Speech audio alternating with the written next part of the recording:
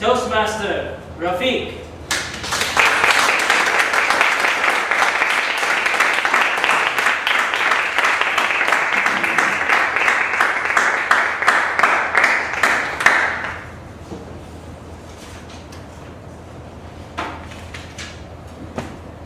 A long straight highway, you start walking on it slowly. A few steps ahead, you decide to run. After running a few steps, you stop, you look behind, and you look straight. You feel that you walked several steps, and you still feel like you're standing in the same place you started. Have you felt that any time before? Toastmaster of the evening?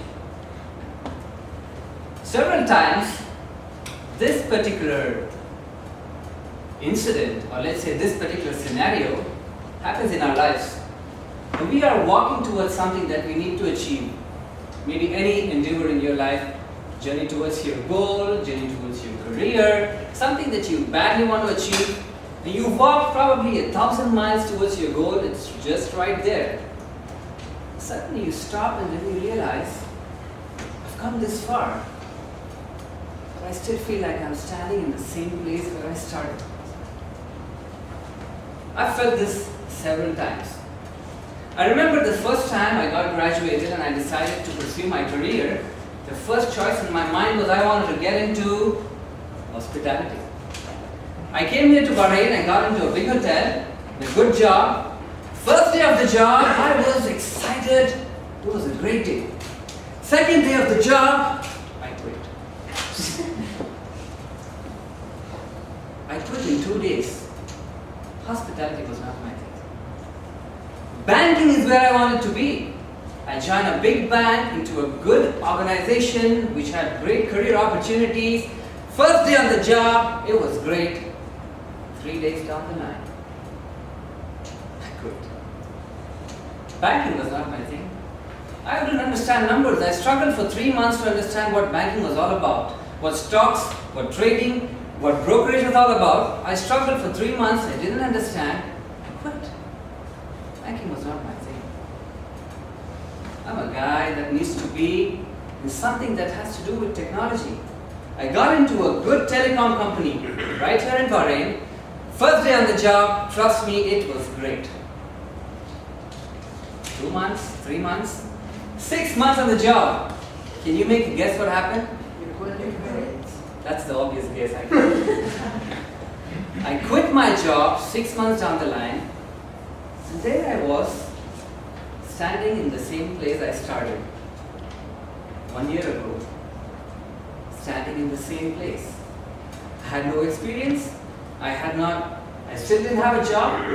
I didn't stick to the jobs that I had. And I got good at one thing, because at that moment, any of you would come to me and ask me or give me a task, I would definitely tell you 10 ways of how to quit it. I got so good at it that I started telling people how to quit their jobs. I started telling them that this was not the place they want to be in. I started telling my friends to quit their courses. I started telling my dad to quit his job, he was too old. Some of my friends who decided to go abroad and study, I decided to tell them to quit because they were causing a brain drain here in Bahrain. I became so good at this and I started coaching people on how to do this. And then one day, just out of the blue, something very normal, very small happened.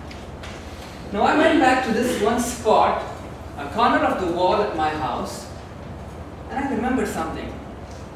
Several years ago, as a child, I spent most of my time there at that corner, doing something which kids love to do, probably love to do, I'm not sure about this. I spent several hours in that corner, looking at that spot, which had a lot of ants near it.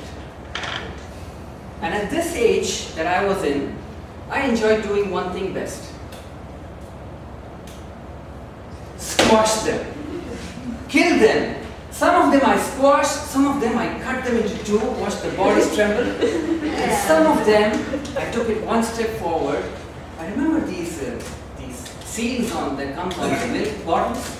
I used to pull one seal out, I used to burn it, and you know what happens? As it melts and it falls, it actually drops down fireballs.